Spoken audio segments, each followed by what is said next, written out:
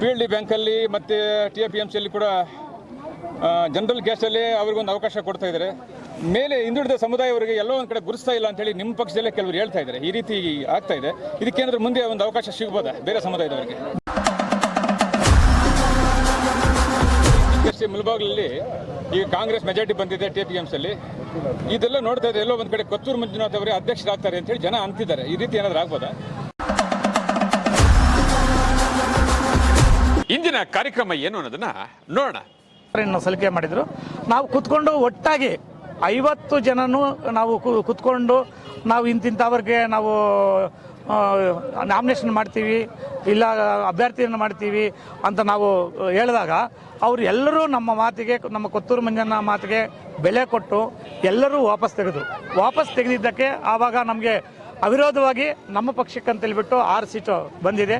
JDSಗೆ 2 seat ಹೋಗಿದೆ. ಇನ್ನು ಬಂಡಾಯ ಅಭ್ಯರ್ಥಿಯಾಗಿದ್ದರು ಕಲ್ಪಿಲ್ ಪ್ರಕಾಶಣ್ಣ ಅವರೆಲ್ಲ ಬಂಡಾಯ ಇದ್ದರು. ನೋಡಪ್ಪ, ಇಲ್ಲಿ ಇದು ರೈತರದ್ದು ಬ್ಯಾಂಕು. ಈ ಬ್ಯಾಂಕಿಗೆ ಎಲೆಕ್ಷನ್ ಆದರೆ ಸುಮಾರು 15 ಲಕ್ಷದವರೆಗೂ ಲಾಸ್ ಆಗುತ್ತೆ. ಇದರಲ್ಲಿ ಯಾವುದು ಎಲೆಕ್ಷನ್ ಮಾಡೋದು ಬೇಡ. ಇದು ರೈತರಿಗೆ ಒಳ್ಳೇದು ಮಾಡಬೇಕಂತಂದರೆ ಅವಿರೋಧವಾಗಿ ಆಯ್ಕೆ ಆದರೆ ಒಳ್ಳೇದಾಗುತ್ತೆ ಅಂತೇಳ್ಬಿಟ್ಟು ಕಲ್ಪಿಲ್ ಪ್ರಕಾಶಣ್ಣ, ಆಮೇಲೆ ನಮ್ಮ ರಘನ್ನ, ಸೊನ್ನಾಡಿ ರಘನ್ನ ಇವರೆಲ್ಲ ಸೇರಿಕೊಂಡು ನನಗೆ ಸಲಹೆ ಕೊಟ್ಟರು.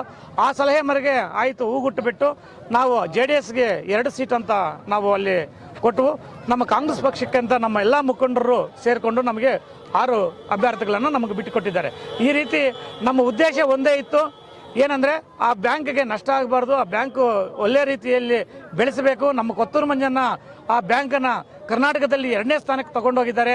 ಆದ್ದರಿಂದ ನಮ್ಮ ಜವಾಬ್ದಾರಿ ಕೊಟ್ಟಾಗ ಕೂಡ ಆ ಬ್ಯಾಂಕ್ಗೆ ಲಾಸ್ ಆಗಬಾರ್ದು ಅನ್ನೋ ಒಂದೇ ಒಂದು ಉದ್ದೇಶದಿಂದ ನಾವೆಲ್ಲರೂ ಕಾಂಗ್ರೆಸ್ ಪಕ್ಷ, JDS ಪಕ್ಷ, BJP ಪಕ್ಷ ಮತ್ತು ನಮ್ಮ ಕಲ್ಪಿಲ್ ಪ್ರಕಾಶಣ್ಣ ಮತ್ತು ರಘನ್ನ ಇಬ್ಬರು ಸೇರಿಕೊಂಡು 9 ಅಭ್ಯರ್ಥಿಗಳನ್ನು ಹಾಕಿದ್ರು.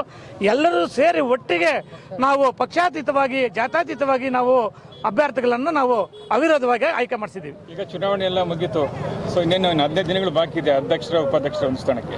ಸೊ ಎಲ್ಲೋ ಒಂದು ಕಡೆ ಈಗ 3 ಜನ ಹೆಸರು ಬರ್ತಾ ಇದೆ ಅಂತೇಳಿ ಜನರು ನಿಮ್ಮ ಪಕ್ಷದಲ್ಲೇ ಒಂದಷ್ಟು ಸದ್ದು ಮಾಡ್ತಾ ಇದೆ. ಆ 3 ಜನ ಹೆಸರು ಏನೋದು ತಾವು ಹೇಳಕ್ಕೆ ಇಷ್ಟಪಡ್ತೀರಾ?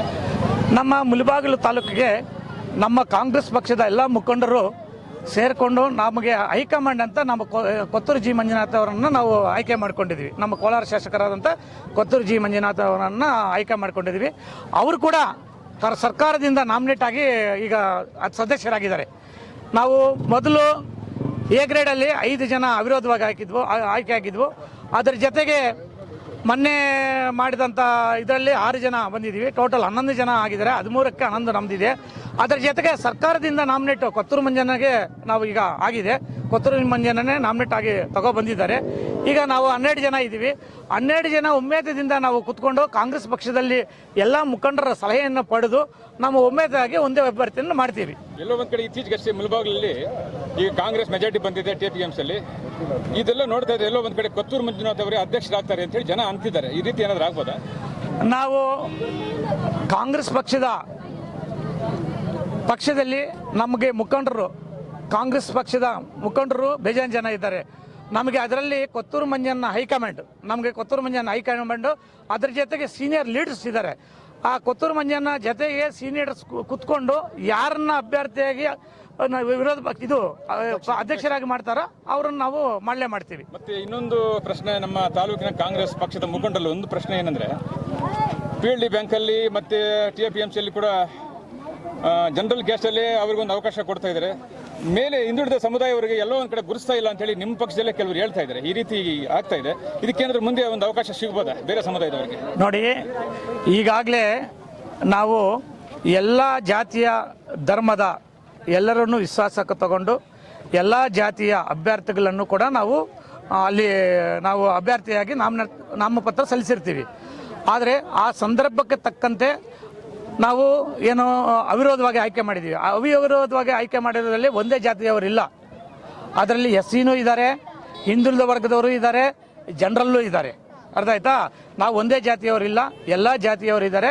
ಕೆಲವರಿಗೆ ಎರಡು ಏನು ಪೋಸ್ಟ್ಗಳಿದೆ ಅಂತ ನೀವು ಹೇಳ್ತಾ ಇದ್ರ, ಅದನ್ನು ಮುಂದಿನ ದಿನಗಳಲ್ಲಿ ನಾವು ಕಾಂಗ್ರೆಸ್ ಪಕ್ಷದಲ್ಲಿ ನಾವು ಒಂದು ಸಭೆ ಮಾಡಿ ಒಂದು ಹಂತಕ್ಕೆ ನಾವು ಪ್ಲಾನ್ ಮಾಡ್ಕೊಂಡಿದ್ದೀವಿ. ಏನಂತ ಮುಂದಿನ ದಿನಗಳಲ್ಲಿ ಅದನ್ನು ಮಾರ್ಪಾಟು ಮಾಡಿ ಈಗ ಯಾರು ನಾಮಿನೇಷನನ್ನು ವಾಪಸ್ ಪಡೆದಿದ್ದಾರೋ ಅವರಿಗೆ ಸ್ಥಾನಮಾನವನ್ನು ಕೊಡಬೇಕಂತ ಈಗಾಗಲೇ ನಾವು ಪತ್ರಿಕಾಗೋಷ್ಠಿ ಮಾಡಿದ್ದೀವಿ.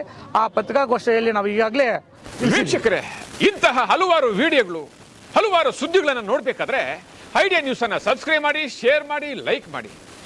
ನಮಸ್ತೆ ಎಲ್ಲ ನನ್ನ ಪ್ರೀತಿಯ ಕನ್ನಡಾಭಿಮಾನಿಗಳಿಗೆ, ಕಲಾಭಿಮಾನಿಗಳಿಗೆ ನಿಮ್ಮ ಪ್ರೀತಿಯ ಶಿವಾರ ಉಮೇಶ್ ಮಾಡೋ ನಮಸ್ಕಾರಗಳು. ಕೋಲಾರದ ಸಮಸ್ತ ಬಂಧುಗಳು, ಕರ್ನಾಟಕದ ಎಲ್ಲ ಕಲಾಭಿಮಾನಿಗಳು, ಕನ್ನಡಾಭಿಮಾನಿಗಳು ಈ ಐಡಿಯಾ ನ್ಯೂಸ್ ಚಾನಲ್ನ ಸಬ್ಸ್ಕ್ರೈಬ್ ಮಾಡ್ಕೊಳ್ಳಿ, ಬೆಂಬಲಿಸಿ, ಆಶೀರ್ವದಿಸಿ, ಆನಂದಿಸಿ, ವಿವೇಚಿಸಿ, ವಿಚಾರಿಸಿ. ಐಡಿಯಾ ನ್ಯೂಸ್ ಚಾನಲ್ಗೆ ತಾವೆಲ್ಲರೂ ಕೂಡ ಚಂದರ್ರಾಜ್. ಧನ್ಯವಾದಗಳು.